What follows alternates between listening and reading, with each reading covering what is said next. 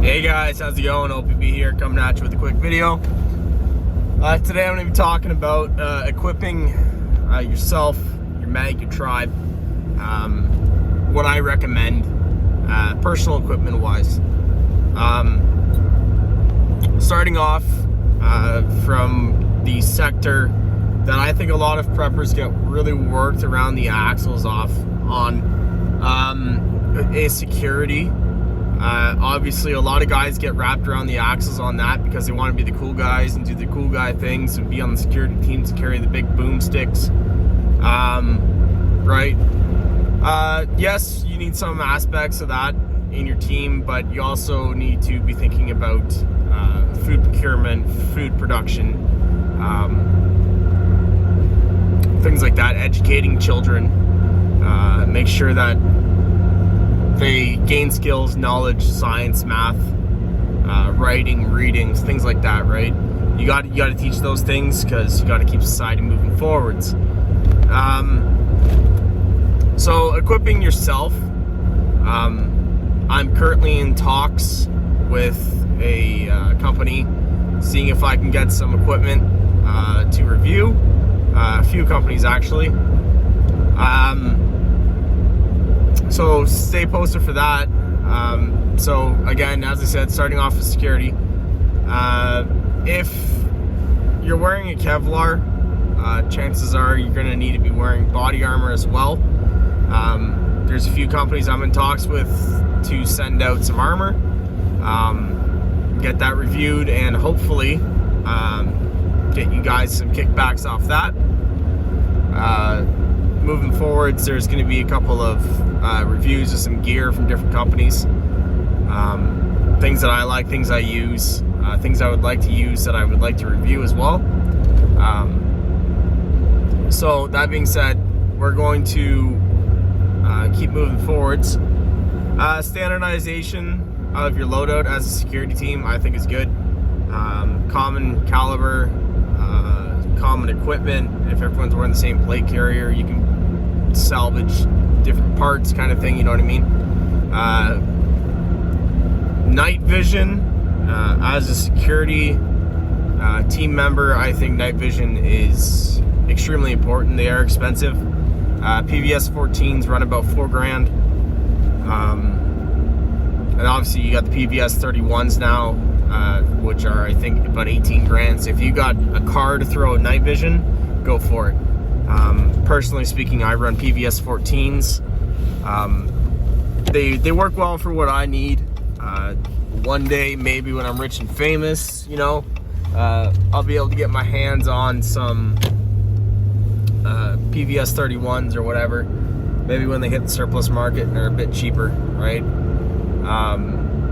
Those quad tube ones, I can't remember what they're called. They might be the 34s.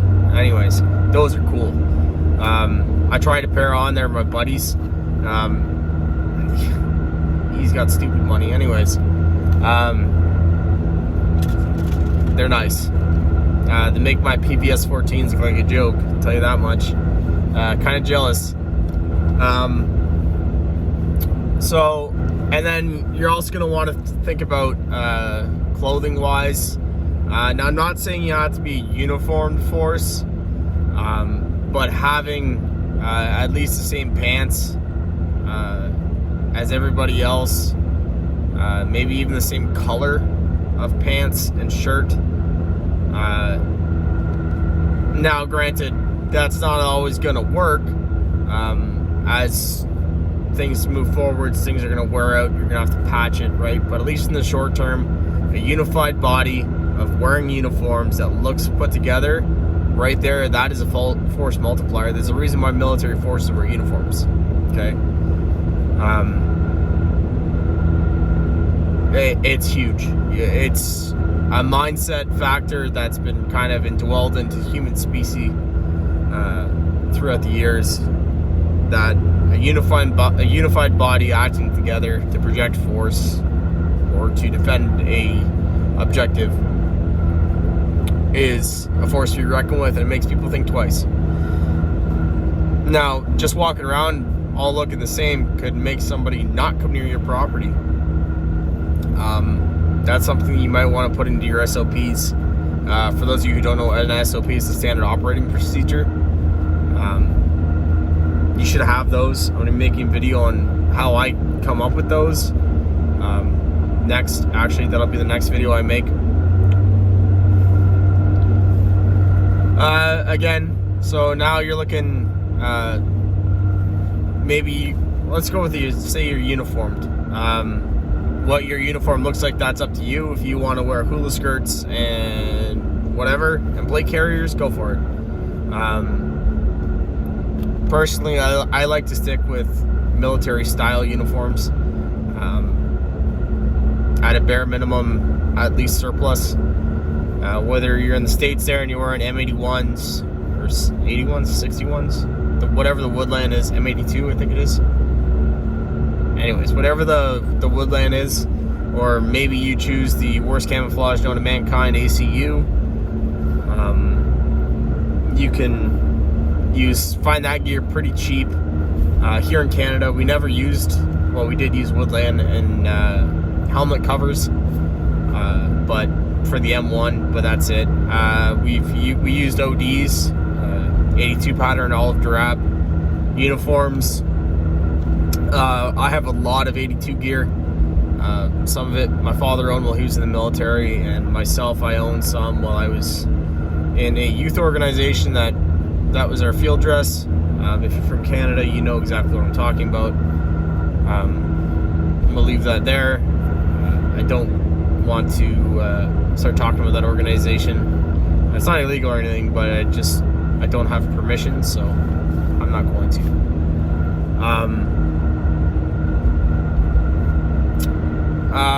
So maybe you choose to go with some retro gear or whatever. Alice Equipment, 82 pattern, PLC gear. Maybe you're in the UK or in Europe and you're choosing either DPM or Flak Tarn. You can use that. The Swiss have a pretty cool camouflage that I tested out one time. I just had a jump smock. It's in this pattern. The Alpenflage, I think it's what it's called. Alpenflage? Anyways, it's Swiss, not Swedish. It's got orange and like yellow and red in there. Works really well in the fall. If it's not the fall, you stick out like a sore thumb because you're basically walking around in hunter orange. But in the fall, it works really well. Now, it's a very specialized camouflage. Obviously, you got to be in the right area for it. If you're not in an area with lots of maple and sassafras and stuff like that, and other trees that change colors on the leaves, it's pointless. If I'm in a can't speak today. If I'm in a pine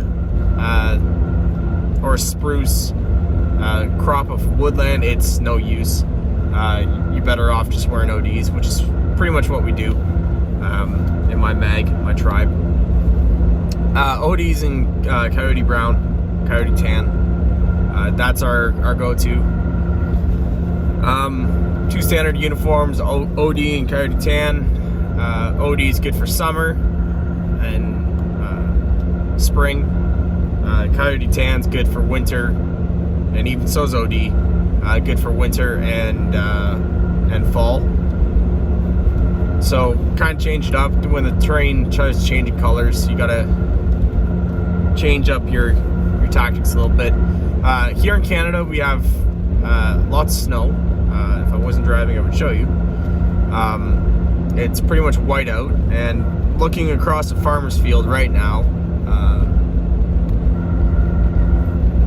I can see trees, but it's judging by the level of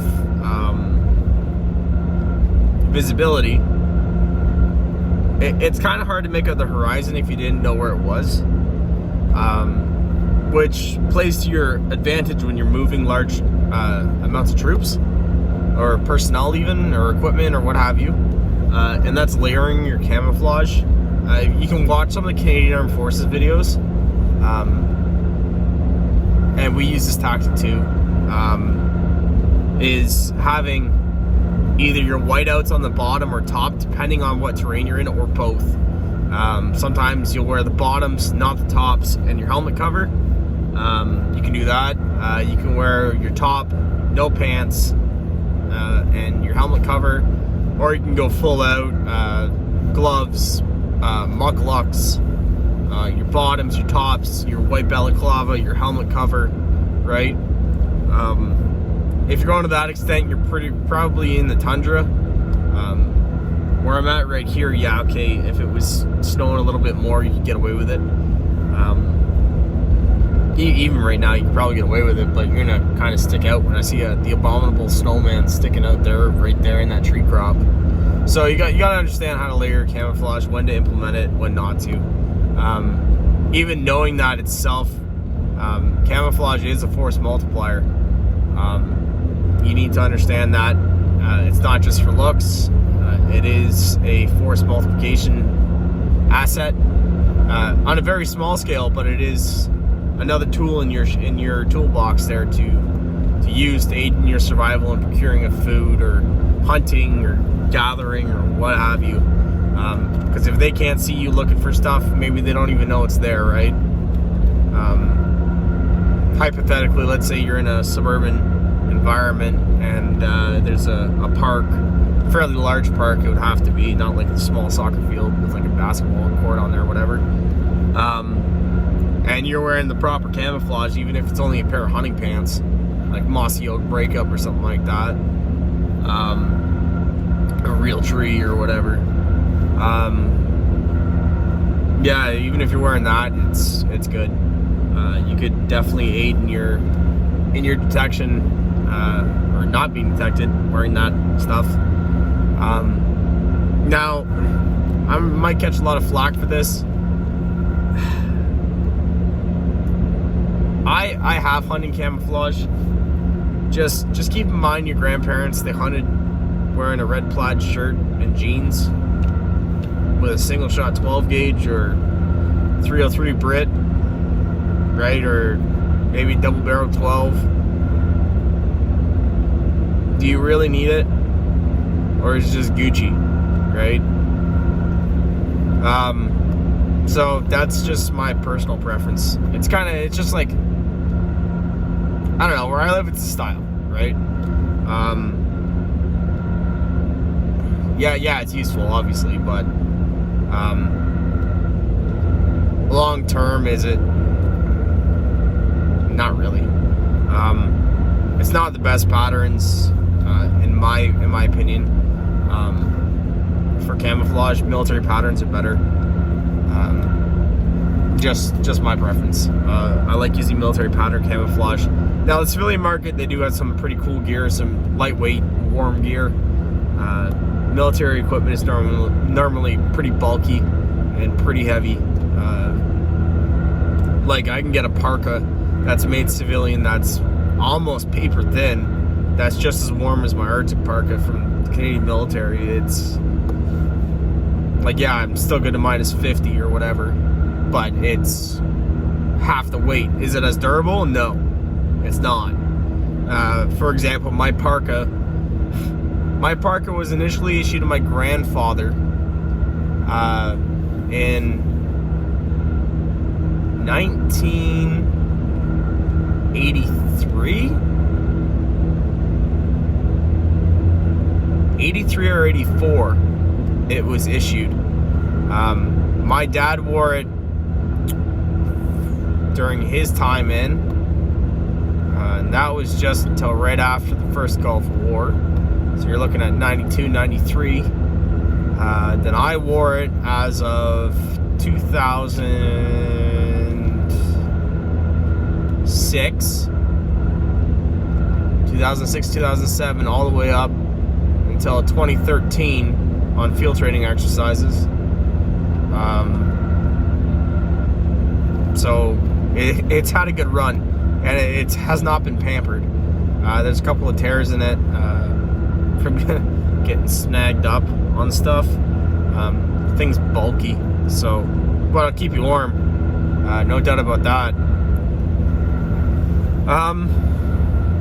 I've been in a -50 in that coat, no problem, with the wind chill. It was minus 42 plus the wind chill, minus 39 or something like that with the wind chill. It was just under minus 50.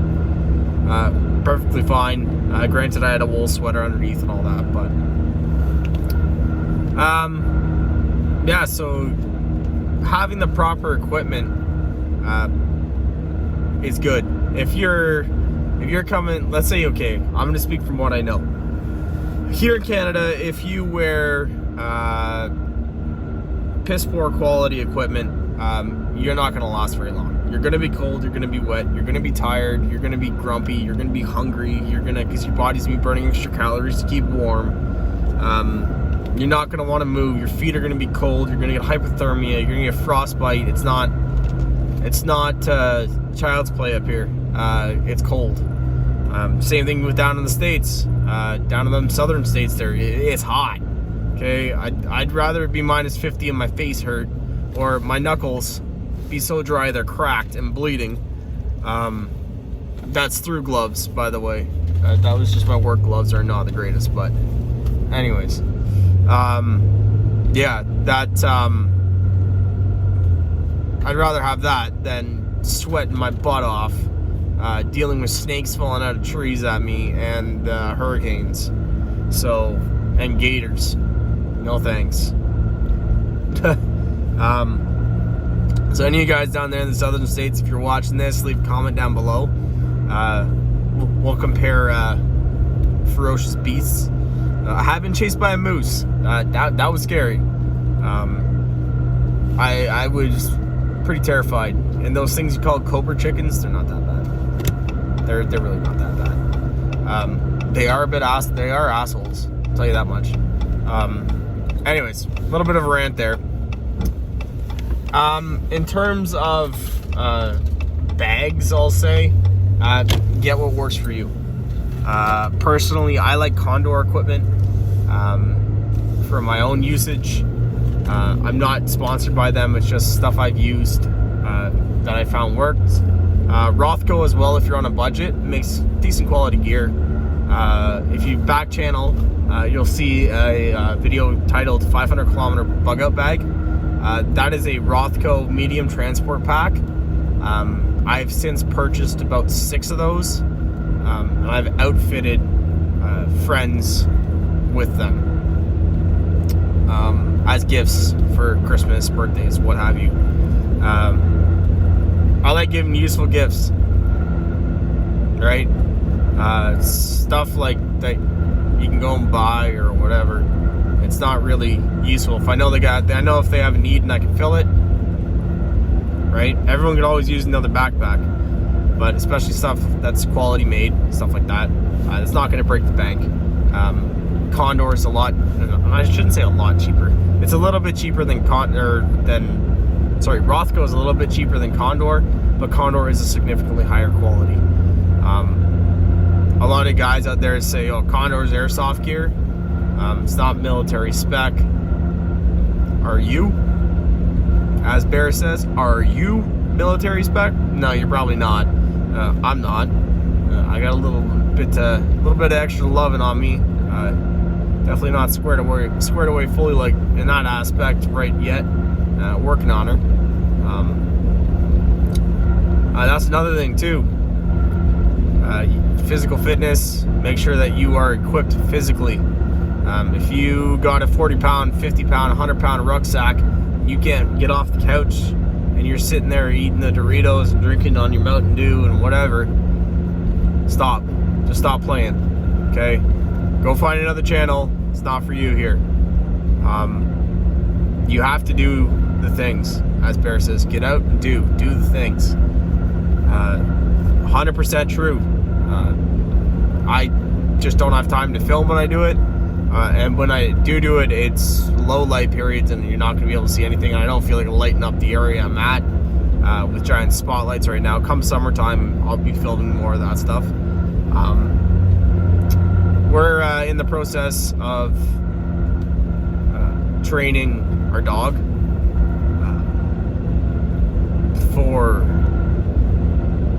he's only a year old.